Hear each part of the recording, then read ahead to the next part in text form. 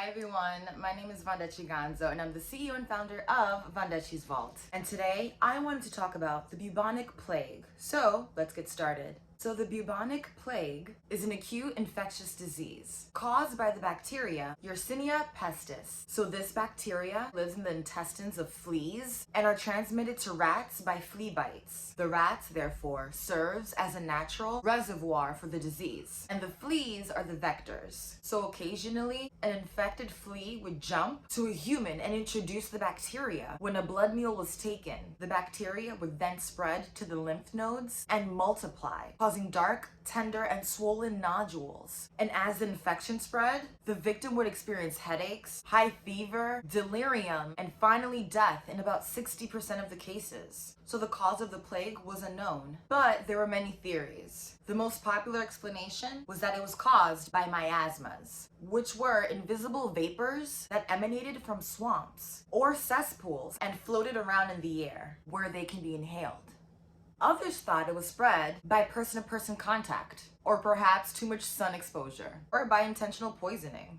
The miasma theory was the most popular one though. There were also crude medicines that were concocted to prevent or cure the bubonic plague. And one of them was known as theriac. And of course, smoke and aromatic herbs and theriac were ineffective, because the plague was primarily spread by flea bites, although sometimes victims developed a plague pneumonia that caused them to cough up a bloody, plague-filled aerosol that can be transmitted to others by inhalation. And this was the pneumonic form of the plague. At first glance, one might blame the lack of understanding about transmission and ineffective preventative measures on the primitive level of scientific understanding. However, the inability to identify the cause and the inability to identify effective control measures was not due to a lack of sophisticated technology. Instead, it was primarily due to the fact that humans had not yet developed a structured way to think about the determinants of disease. Of course, there were certainly theories of how the plague spread,